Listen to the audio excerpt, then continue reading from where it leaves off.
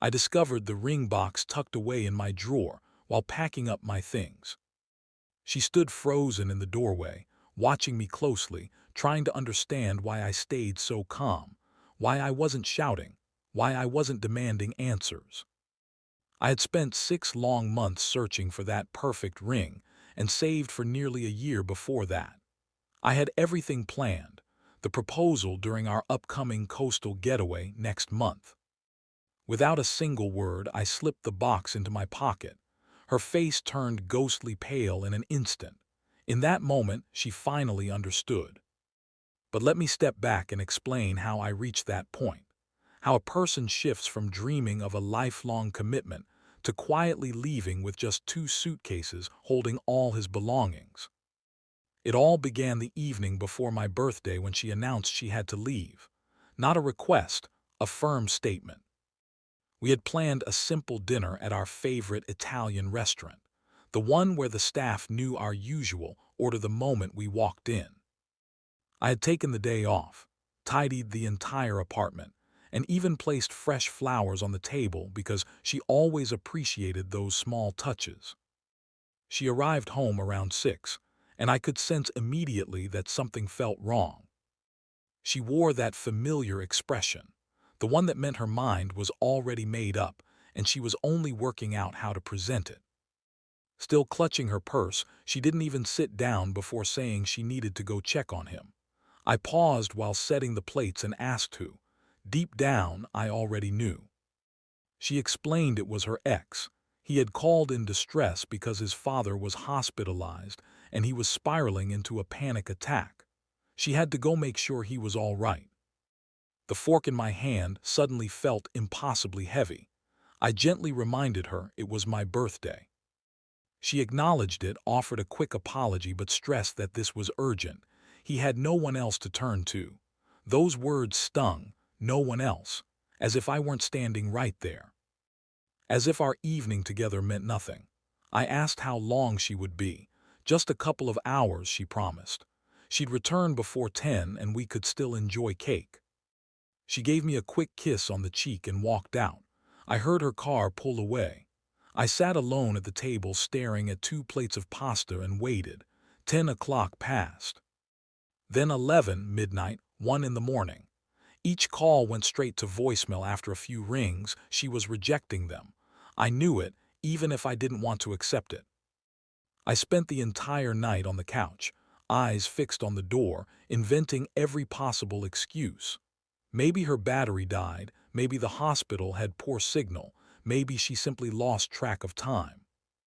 Anything to avoid facing the truth. She returned at 7 the next morning. I was still on the couch. She looked exhausted but not remorseful, just irritated that I was still awake. She tossed her keys onto the counter, said a casual "hey," and apologized for taking longer than expected. I stayed silent, just watching her. She began brewing coffee as though everything was normal. She explained that his father was now stable and that he had been terrified. She couldn't abandon him in that state. When I finally spoke, I pointed out that she hadn't answered any of my calls. She admitted her phone died and claimed she'd forgotten her charger at home. She assumed I would understand. Those words, assumed I would understand, shifted something inside me. She assumed I would be fine with her spending the night with her ex on my birthday. I asked where she had stayed. At his place, she said. He couldn't be left alone because he was deeply depressed. I stated the obvious aloud. You stayed the night. She insisted he needed support, then added that I would understand if I truly trusted her. Suddenly, the issue was mine. I was the one lacking trust, the one turning it into a problem. She had perfected this pattern over the past year, crossing boundaries and then making me feel unreasonable for noticing. I stood up, legs unsteady from not eating since the previous afternoon. I reminded her she had promised to be back by 10. She replied that plans change and accused me of exaggerating. He was in crisis. What else could she do? I suggested she could have returned my calls, answered the phone, or come home. She rolled her eyes and called me dramatic, insisting nothing happened. they only talked. She was just being a supportive friend. That's what good people do. I walked past her into the bedroom. She trailed behind, asking what I was doing. I pulled out my suitcase and began packing clothes. My hands trembled, but I kept going because stopping would force me to confront the reality, and I wasn't ready for that. Her tone shifted from irritation to worry. She begged me to speak, asked why I was packing. When I opened the drawer for socks, there it was, the small black velvet box I'd hidden 3 weeks earlier. Every morning I had glanced at it, picturing her joy, rehearsing the proposal in my mind. I picked it up and placed it in my pocket. She noticed. I saw the blood drain from her face. She asked if that was what she thought it was. I zipped the first suitcase shut. She demanded to know if it was a ring. I grabbed the second suitcase and continued packing. "Oh my God, you were going to propose," she whispered, voice breaking. She asked when, pleaded for details about the plan. I moved to the closet, gathering jackets and shoes, anything that would fit. She kept urging me to speak, begging, "Please." I closed both suitcases and stood straight. Tears streamed down her face now, real ones. Unlike the calculated ones she had used before when I caught her texting him late at night, or when his name flashed across her screen during dinners and movie nights. She insisted I couldn't leave, that we could repair this, that she would cut contact with him completely, promised everything. She pulled out her phone, showed his contact, offered to delete it all right then. Her hands shook as she held the screen toward me. I didn't even look. I had witnessed this act too many times. The grand gestures, the short-lived vows that only lasted until I calmed down. She claimed she needed me to see that he was truly struggling, that his father might not make it, that she was simply being compassionate, all while blocking the doorway. "Move," I said flatly. She refused, insisting we talk, that I had to understand. I looked at her, really looked, perhaps for the first time in months. I had been so focused on being the understanding, non-jealous partner that I had stopped seeing her clearly. She didn't appear remorseful. She looked frustrated that I was no longer following the script. I repeated the word, "Move." This time she stepped aside. Something had finally broken in a way tears and promises couldn't mend. I carried the suitcases to my car. She followed me to the parking lot, still explaining, her voice rising with desperation. I loaded everything into the trunk. She clutched my arm, asking where I would go. I got inside. She claimed I couldn't just leave. We lived together, had plans, were going to marry. I shut the door and started the engine. She stood in front of the car, hands on the hood. I shifted into reverse and backed out slowly until she stepped away. As I drove off, I glanced in the rearview mirror and saw her standing alone in the lot, phone already pressed to her ear. I knew exactly who she was calling. I had always known. I just hadn't been ready to face it until that ring box reminded me. I had almost promised forever to someone who couldn't even offer one truthful night. Notice how skillfully she made him doubt his own perceptions.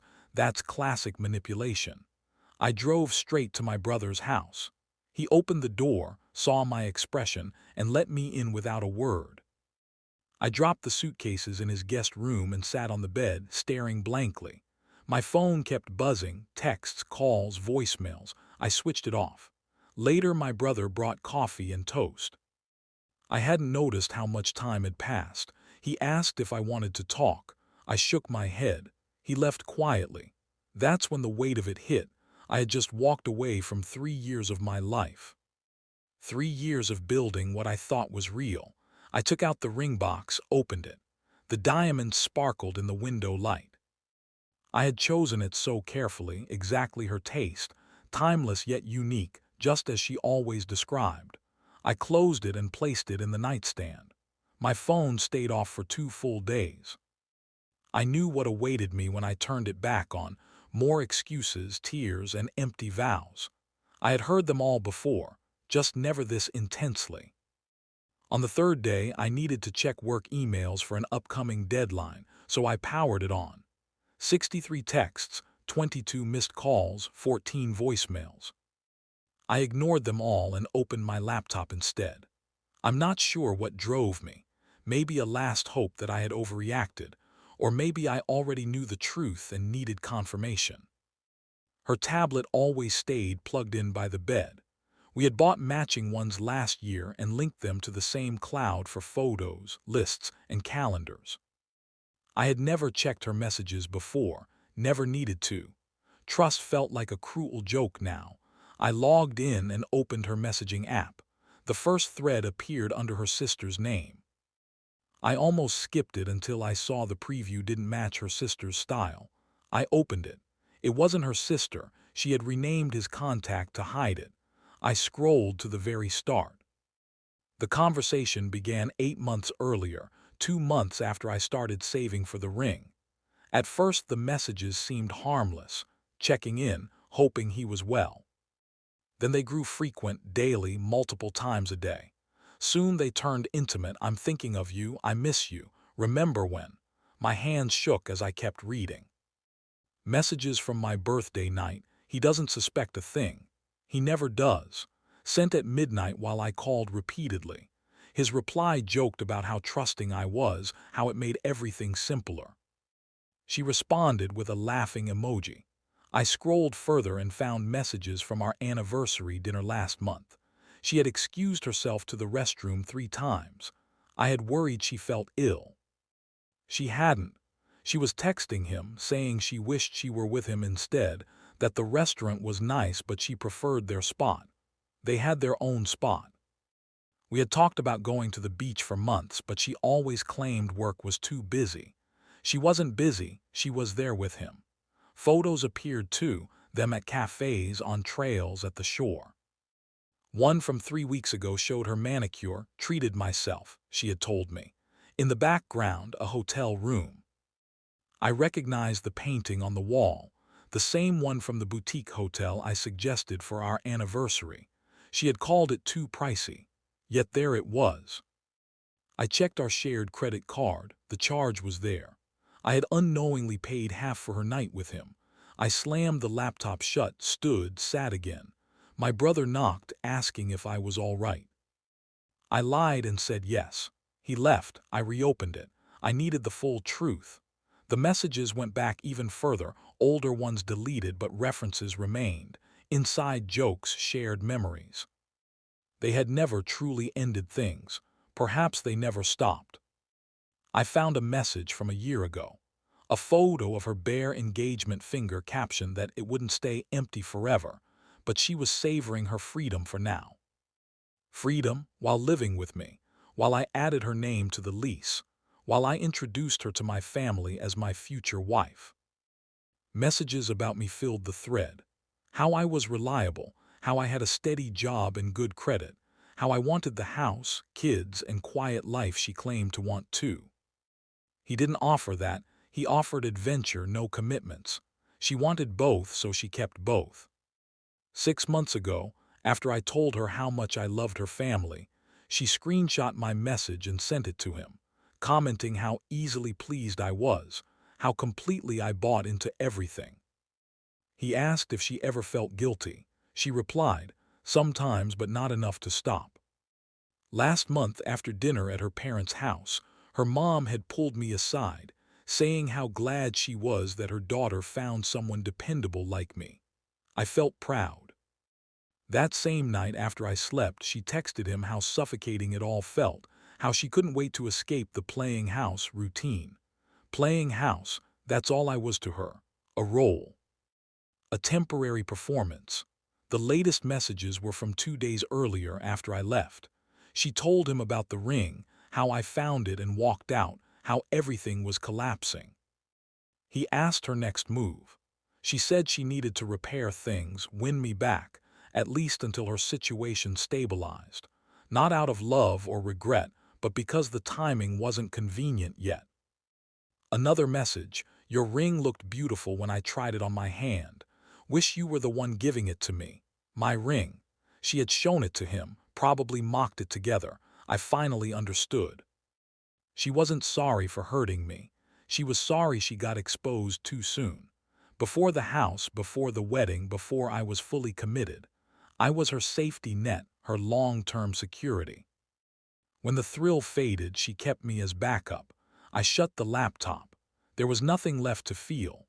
Over the following week at my brother's, I handled everything methodically. No rage, just clear steps. I contacted the landlord, explained the situation calmly, and discussed ending the lease early or removing my name. He was sympathetic and said we could adjust the paperwork if both agreed or find a replacement tenant. I canceled the coast trip and got a partial refund. I separated our phone plan, updated every password, unlinked bank accounts and streaming services, removed her from my credit card, quietly disentangled every shared thread. My brother watched silently and asked if I was all right. I said I was. He noted I seemed unusually composed. Perhaps I was, or perhaps I had already processed everything while staring at those messages. On the 8th day, I returned to the apartment, my name still on the lease for now. I texted her the day before I'd come by at 2. She replied instantly, eager to talk. I didn't answer. She was waiting on the couch when I arrived, eyes red from crying. She stood and began speaking. I raised my hand, set my laptop on the coffee table, opened it to the screenshots I had saved and organized, and turned the screen toward her. I read them aloud. Her expression shifted from hope to pure panic. She stared at the evidence, then at me, then back at the screen. She tried closing the laptop. I didn't interfere, the damage was done. She spoke rapidly. It wasn't what it seemed, the messages were misunderstood, she was just venting. People say things they don't mean when confused. I let her finish. Then I informed her I had already spoken to the landlord. We were ending the lease. She needed to decide her next steps because I wasn't staying either. She pleaded that we didn't have to do this, we could keep the place, begin again. I told her there was no beginning again. She suggested counseling, therapy, anything. She reached for my hand, I stepped back. I asked the real question, why? If she wanted him, why not leave? Why string me along? Why let me buy a ring? Why allow me to dream of a future? At first she had no reply. Then she admitted she was scared, unsure what she truly wanted, thought she could manage both. I told her she never could. She asked about the ring, did I still have it? Yes. She asked if there was any chance, any forgiveness possible. I looked at her and saw clearly. Someone who chose to deceive me every single day. Every message, every late night, every kiss after returning home, deliberate choices. No, I said simply. She cried harder, perhaps genuine this time, not from remorse but from losing her security. She asked where she would go. I suggested his place since she spent so much time there. That angered her, she called me cruel. I nearly laughed. Cruel after months of sleeping beside her while she waited for the right moment to secure everything. She tried another angle. Her family adored me. What would I tell them? I said I'd tell the truth if asked, but I wouldn't spread it. That was her responsibility. She looked momentarily relieved, then terrified again. She begged me not to share the messages. It would destroy her reputation. I closed the laptop and told her I had no intention of showing anyone. She had created this mess herself. I gathered the last items I had left, books, a few photos, my coffee maker. She trailed me, asking what she should do now, how to repair it. I told her that was no longer my concern. At the door she grabbed my arm, pleading desperately, asking if I hated her. I gently pulled away and said no, I simply didn't trust her. And without trust, nothing remained. She asked if I had ever loved her. That question lingered. I had loved the version she presented, the one who shared my dreams, but that version never truly existed. I told her I loved someone who wasn't real. She insisted she was real. I replied, no, you were just excellent at pretending. I walked out. She didn't follow this time. I returned to my brother S and felt nothing. No fury, no sorrow, just emptiness. He asked how it went. I said it was finished. He offered to listen. I declined. We ordered pizza, watched a game, and never mentioned her. In the following weeks, a strange routine formed. She kept the apartment and planned to get a roommate for rent. I found a small one-bedroom place across town, less expensive, nearer to work. I didn't need extra space anymore. A clean beginning. I returned the ring to the jeweler and recovered about 60% of the cost, which I used for new furniture. I began evening walks in my new neighborhood, nothing strenuous, just moving, listening to podcasts, letting my mind settle. My brother gently suggested meeting new people when I felt ready. I told him I wasn't there yet. He said that was okay and that he knew some good people whenever the time came. I appreciated that he never pressured me. Her messages eventually stopped, after about 3 weeks. The first week was endless apologies and explanations. The second brought anger. She accused me of giving up too quickly, of never truly loving her, of being heartless. The third returned to pleading. Then silence.